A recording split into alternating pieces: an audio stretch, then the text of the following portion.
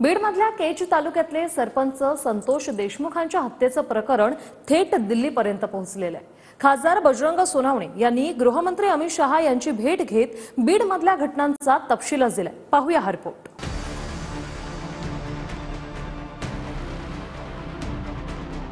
वाढत्या गुन्हेगारीच्या घटनांवरून बीडची बिहारच्या दिशेने वाटचाल चालली आहे का, म्हणून इथल्या कायदा सुव्यवस्थेवर वारंवार टीका होत राहते।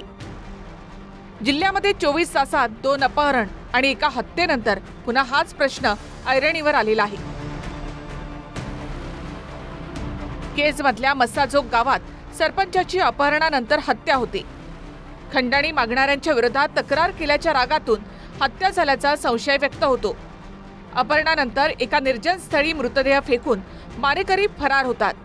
ग्रामस्थांच्या आक्रोशानंतर 2 आरोपींना अटक होऊन इतर प्रमुख आरोपी फरार राहतात। यावरून मस्साजोगच्या ग्रामस्थांनी पोलिसांच्या कारभारावर संशय व्यक्त केलाय।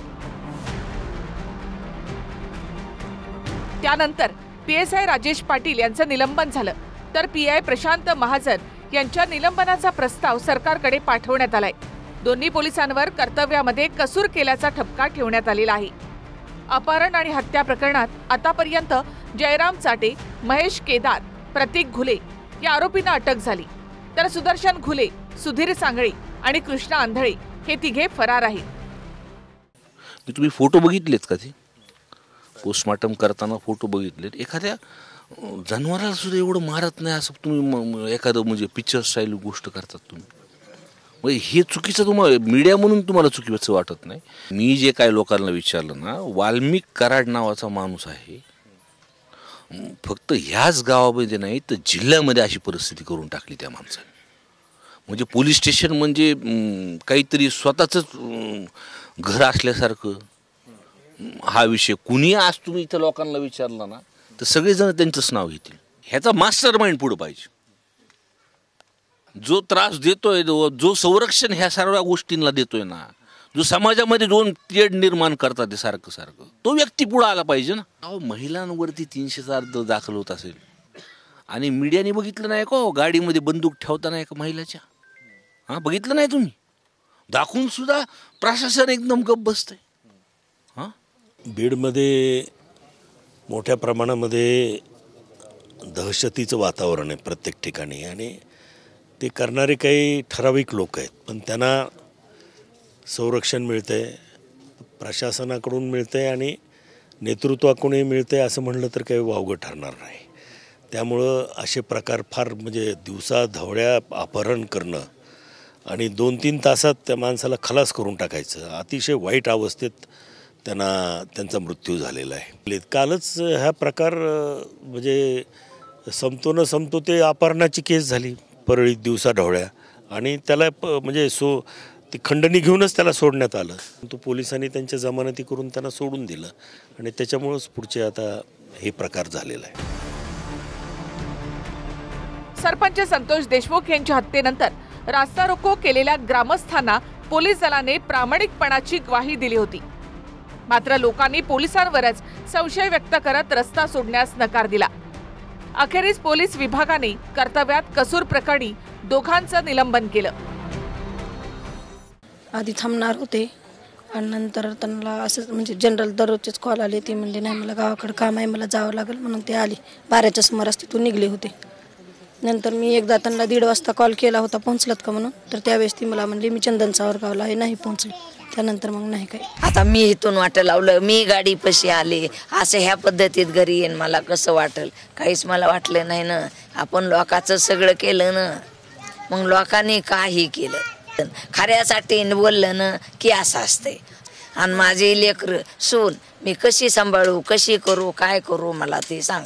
आतापर्यंत त्यांचं कार्य होतं आणि सर्व समाज त्याला, सर्व गावकरी, सर्व जाती धर्माचे लोक, माझ्या गावातले 18 पगड जातीचे लोक त्याला साथ द्यायचे। आतापर्यंत लोकांनी, माझ्या गावाल्यांना कधीच साथ सोडली नाही। माझी 2 दिवस झाले चूल पेटलेली नाही, सगळे लेकरं, वृद्ध माणसं सगळे रस्त्यावर होते। वर्षामध्ये काय पलट केली ग्रामपंचायतच्या माध्यमातून सर्वसामान्य सहकार्य करणारा माणूस। तर रात्री माणूस तिथं माझ्या वडिलाला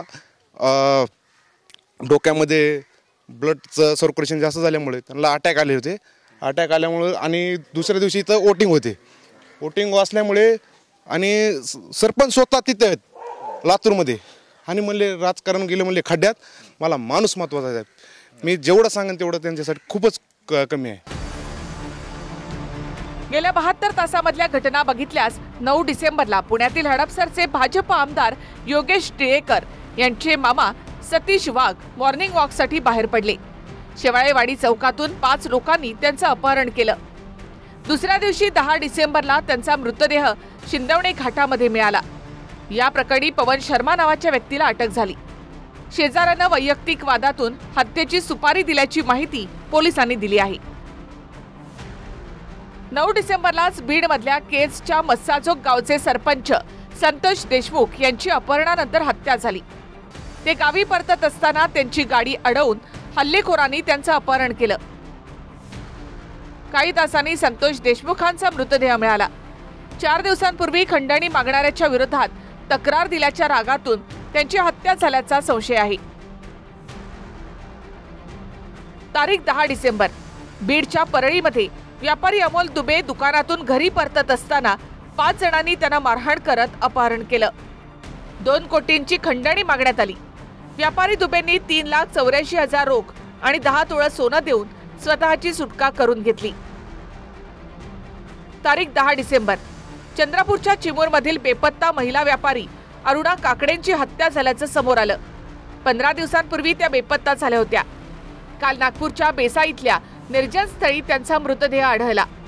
गळा दाबून काकडेंची हत्या केली गेली.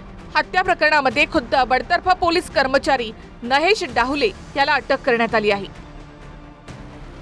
तारीख 11 डिसेंबर जालन्यामधल्या अंबडमध्ये तरुणाच्या चाचाला कंटाळून 11वी मध्ये शिकणाऱ्या तरुणीनं आत्महत्या केली. या विरोधात सामाजिक संघटना आणि पालकांनी मोर्चा काढत न्यायाची मागणी केली. या घटनेमागे संघटित गुन्हेगारी असल्याचा आरोप केला जातोय. तारीख 11 डिसेंबर पोर्शे प्रकरण घडलेल्या पुण्यातल्या कोरेगावमध्ये पुन्हा एका बड्या बापाच्या पोराने दारूच्या नशेमध्ये महिला पोलिसाला धडक दिली. नाकाबंदी असूनही गाडी न थांबवता आरोपी अर्णव सिंघलनं महिला पोलिसाला 10 ते 20 मीटर पर्यंत कारनं फरफटत नेलं. महिला पोलीस कर्मचारी गंभीर जखमी झाली. तारीख 11 डिसेंबर जालन्यातल्या छत्रपती संभाजी रोडवरच्या नागेवाडी टोलवर गोळीबार झाला. जुन्या वादातून एका अज्ञात कार चालकानं ट्रक चालकावर गोळ्या झाडल्या. गोळीबारानंतर हल्लेखोर पसार झालाय. हल्लेखोर आणि जखमी दोन्हीही मुंबईचे राहणारे आहेत. तर दुपारी काल 4 वाजण्यापासून मी एसपींना फोन करत होतो. पोलीस एसपीने मला रिस्पॉन्ड केला नाही. कालही मी सांगितलेलं आहे, रेकॉर्डली आहे, मेसेज केली, माझ्याकडे पूर्ण रेकॉर्ड आहे, तरी पण त्यांनी रिस्पॉन्ड दिला नाही. माणुसकीला काळीमा फासणारी घटना या तालुक्यात घडली बीड जिल्ह्यामध्ये. माझ्या सकाळी माहिती कळाली की दोन आरोपी अटक केलेले आहेत. त्याचे नाव काहीतरी एक केदार आणि चाटे नावाचा मुलगा आहे असं कळतंय. पण या 2 आरोपीला अटक करून मुख्य आरोपी पळवून लावायचा आहे का हा जो आरोपी जो कोण मुख्य असेल त्याच्या पाठीमागं सुद्धा धाराशिव जिल्ह्यातलं कुठलं कनेक्शन आहे का? त्याचं कनेक्शन पुणे लाईनशी आहे का? दिवसा ढवळ्या जर सरपंचाचं अपहरण होत आहे, त्याची हत्या होते आहे, हां, सतीश वाघ सारख्या एका उद्योजकाला उचलून मारलं जात आहे सकाळी मॉर्निंग वॉकला, आणि खासदार जेव्हा फोन करतात तिकडल्या पोलीस प्रमुखांना आणि त्यांचा फोन उचलला जात नाही, ही अत्यंत गंभीर गोष्ट आहे. देवेंद्र फडणवीस यांना हे राज्य अशा प्रकारे चालवायचं आहे का? हे त्याने एकदा स्पष्ट करावं. आम्ही त्या पद्धतीने त्यांना उत्तर देऊ. ठीक आहे, आम्ही रस्त्यावरती उतरू, आमच्यावर तुम्ही गोळ्या झाडाल, बाकी काय कराल, आम्हाला तुरुंगात टाकाल, बाकी तुमच्या हातात काय आहे, आमची तयारी आहे. महेंद्र मुधोळकरसह संभाजी मुंडे, TV9 मराठी, मस्साचोक, केज, बीड.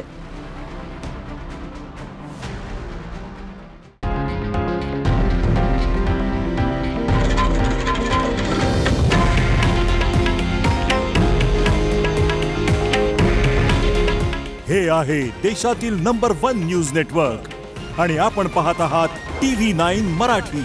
काळजी तुमची, हित महाराष्ट्राचं.